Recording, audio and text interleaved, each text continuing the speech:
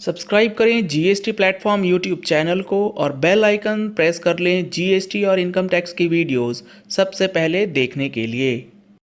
Good morning friends, GST platform के YouTube channel में आप सभी का स्वागत है। जी हाँ फ्रेंड्स, जीएसटी के अंदर ई वे बिल से रिलेटेड एक बहुत बड़ा अपडेट और एक केरल हाई कोर्ट का जजमेंट जो कि आपके लिए बेहद ही इंपॉर्टेंट हो सकता है, अदरवाइज आपकी गाड़ी जो है वो डिटेन करी जा सकती है। क्या है वो जजमेंट और क्या है फैक्ट्स ऑफ द केस, आपके सामने स्क्रीन पे मैंने ओपन किया है। सबसे पहले आप देखेंगे तो ये जो डिसीजन आया है ये आया है इन फेवर ऑफ रेवेन्यू, यानी कि जो अपेलेंट था, जो असेसी था, उसके अगेंस्ट ये ऑर्डर आया है और आपके लिए इसीलिए ये ज्यादा इंपॉर्टेंट हो जाता है।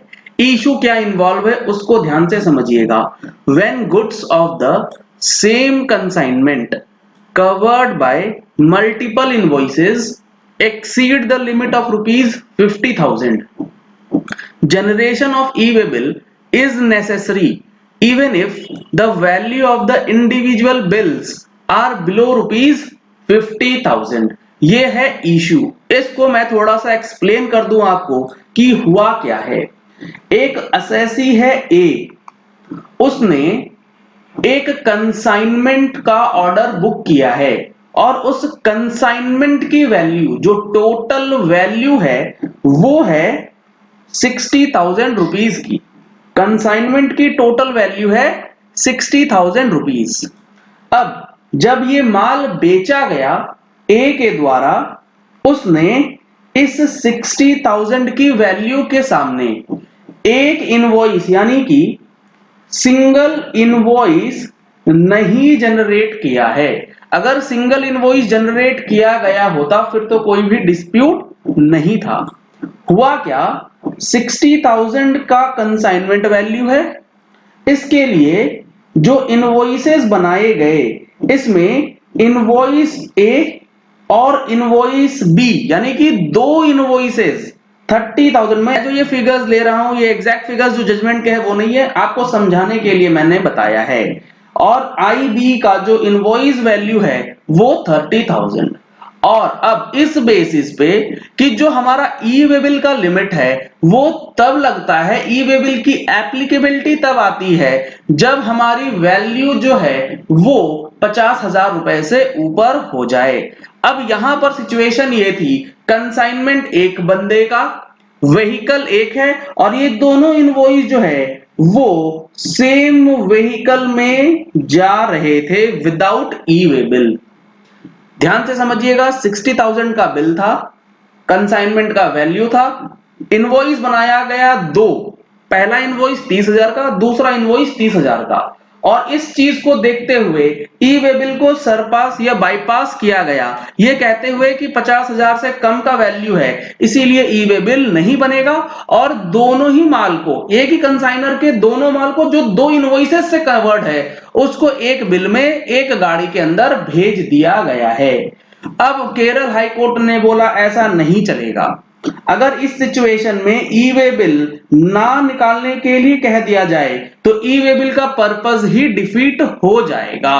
तो इस चीज को ध्यान में रखिएगा। अगर आप ऐसी प्रैक्टिस कर रहे हैं कि मल्टीपल इनवॉइसेस में सेम कंसाइनमेंट को तोड़ देते हैं और एक ही गाड़ी के अंदर भेज देते हैं, तो ई वे बिल बनाना जरूरी है, आप उसे स्किप नहीं कर सकते। अब देखिए, ये जो जजमेंट आया है उसमें फैक्ट्स जो मैंने आपको बताए हैं वो सारी चीजें इसमें दी गई हैं। जजमेंट क्या है वो हम लोग पढ़ते हैं। जजमेंट को समझने से पहले अगर आपने अभी तक अपनी जीएसटीआर 99C फाइल नहीं करी है तो जल्द से जल्द फाइल कर लीजिएगा। 31 मार्च 21 जो है लास्ट डेट है। फाइलिंग करने में कोई दिक्कत आती है तो आप हमारा जीएसटीआर 99C का फाइलिंग कोर्स परचेज कर सकते हैं। जीएसटी की अपील्स करना चाहते हैं उससे रिलेटेड कोर्सेज जो हैं वो भी अवेलेबल करवा दिए गए हैं। डिटेल्स के लिए नंबर्स आपको स्क्रीन पे दिए गए हैं, इन नंबर्स पे कॉल करके आप कोर्सेज की डिटेल्स ले सकते हैं। साथ ही साथ हमारी मंथली टैक्स मैगजीन जिसमें हर महीने आपको टैक्स अपडेट्स दिए जाते हैं,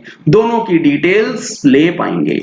अब जजमेंट कहा गया, the identical appellant is before us challenging the judgment of a single जज refusing to interfere with the two separate orders, मतलब दो सेपरेट ऑर्डर्स को एक ही अपील के अंदर, एक ही हाईकोर्ट के जजमेंट के अंदर कंसिडर किया गया है।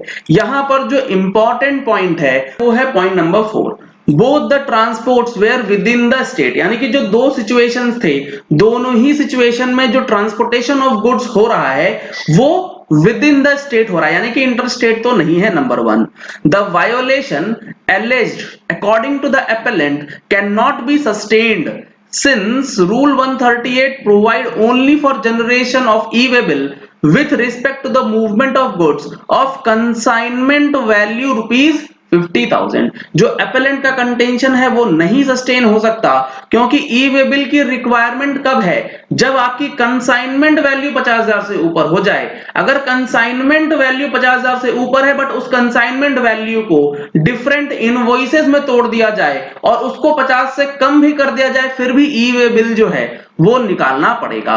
At the outset it is to be noticed that it is not the invoice value that provides the limit. Invoice value does not provide the limit, but the consignment value provides the limit. Sub rule 1 of rule 138 provides that before commencement आपको part A generate करना है e-way bill 1 का। Sub rule 2 enjoins the supplier or the recipient to furnish information before or after the commencement of the movement again on the common portal. Sub rule 3 provides that when an e-way bill by the consignor or the consignee is in part B as provided in sub rule 2 is not generated, the transporter shall generate the e-way bill and furnish the information. अगर consignor या consignee e way bill नहीं बनाता है तो transporter की जिम्मेवारी है e way bill बनाना। Explanation 2 defines the consignment value of the goods to be declared in an invoice. अब कंसाइनमेंट वैल्यू का क्या मतलब, जो वैल्यू इनवॉइस में डिक्लेयर करी गई है, अ बिल ऑफ सप्लाई और a delivery challan including the goods. तो यहां पर अब जो आखिरी लाइन है, but when the goods of the same consignment covered by multiple invoices exceed the limit of 50,000 necessarily there should be generation of e-way bill। अगर same consignment को multiple invoice से कवर करने के बाद सेम पर्सन के लिए 50,000 से ऊपर निकल जाता है तो ई वे बिल जो है वो बनाना जरूरी है, otherwise the mandate for generation of E way bill would be defeated. अगर ऐसा नहीं होगा तो जो रिक्वायरमेंट है ई वे बिल की, जो पर्पस है वो डिफीट हो जाएगा। And rendered redundant enabling the consignor to issue any number of bills. अगर ऐसा नहीं होगा तो हर सिचुएशन में यही होगा कि एक कंसाइनमेंट वैल्यू का 10 इनवॉइस बना करके ई वे बिल जो है वो स्किप कर दिया जाए। The consignment value is that shown in the invoice when goods of the same consignor covered by different invoices are consigned together in one vehicle। एक कंसाइनर का डिफरेंट इनवॉइस में अगर माल एक साथ कंसाइन हो रहा है एक ही व्हीकल में तो ई वे बिल बनेगा। The value will be the total of that in the multiple invoices. दोनों को ऐड करने के बाद ही आपको जनरेट करना है। अगर आपने हमारे चैनल पे फर्स्ट टाइम ट्यून इन किया है तो चैनल को सब्सक्राइब करने के लिए नीचे दिया गया रेड कलर का सब्सक्राइब बटन प्रेस कर लीजिए, साथ में जो बेल आइकन है उसे प्रेस कर लीजिएगा ताकि वीडियोस की नोटिफिकेशन आप तक रेगुलरली पहुंचती रहे।